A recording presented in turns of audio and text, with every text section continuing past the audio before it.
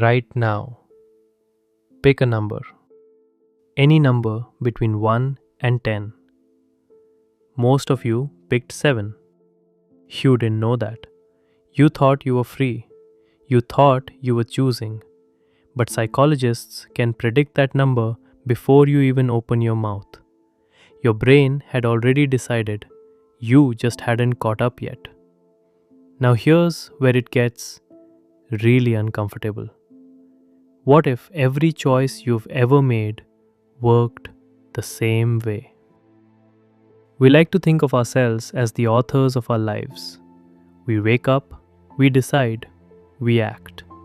That feeling of being in control, of being the one steering, it's one of the most basic assumptions we have about ourselves. But what if that feeling is just a story your brain tells you after the fact?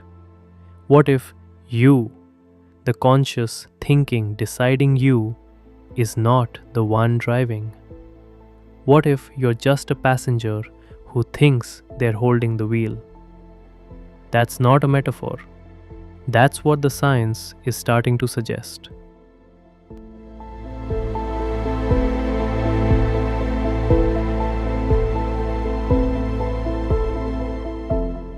In 1983, a neuroscientist named Benjamin Libet ran a now famous experiment.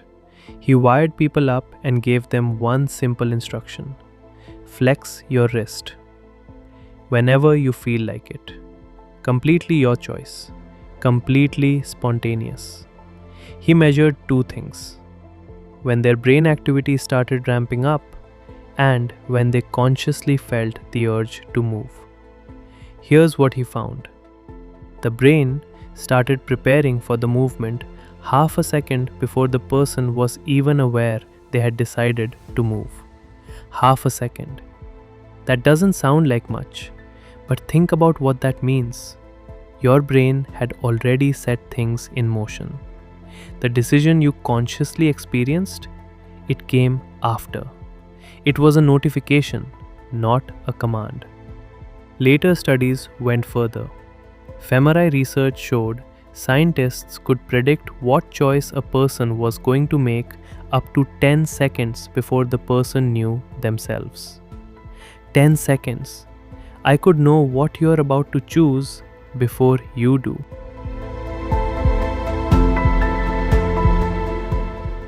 Philosophers have wrestled with this long before any brain scanner existed.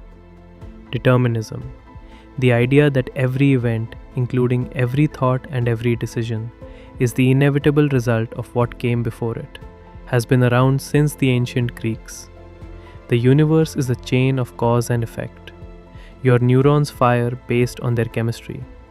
That chemistry is shaped by your genetics, your experiences, what you ate for breakfast, the mood you woke up in. If that chain goes all the way back, and physics says it does, then your choice today was set in motion at the Big Bang. You weren't choosing, you were just the universe doing the next thing it was always going to do. But wait, before you spiral, there's another side to this. Philosophers like Dennett argue we've been asking the wrong question entirely. Free will doesn't mean some magical force outside of nature and physics. It means that your values, your reasoning, your history are part of the causal chain. When your brain decides, that is you deciding. The brain is not separate from you. It is you. And Libet himself pointed out something interesting. Even after the unconscious ramp-up begins, there's a window where the conscious mind can veto the action. He called it free won't. You might not be the one who initiates, but you might still be the one who can stop. Here's what I keep coming back to. Even if free will is an illusion, even if your choices are just the output of a brain you didn't design, shaped by a life you didn't choose to be born into, does knowing that actually change anything? You still feel like you're choosing. Right now, You're choosing whether to keep watching this. That feeling of agency, of being the one who acts, might be the most real thing about you, even if it's constructed. And here's the strange loop.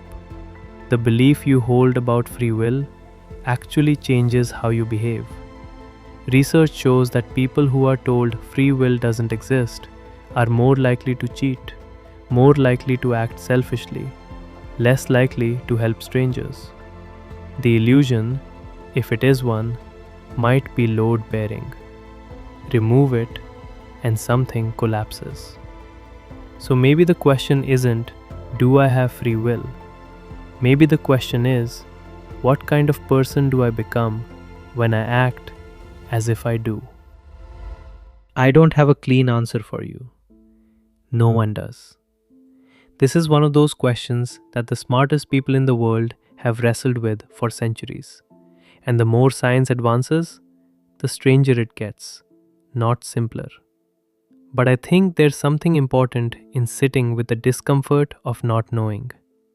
Because the alternative, just assuming you're free, or just assuming you're not, both of those close a door that maybe should stay open. Question everything, including the one doing the questioning. That's what this channel is for. I'll see you in the next one.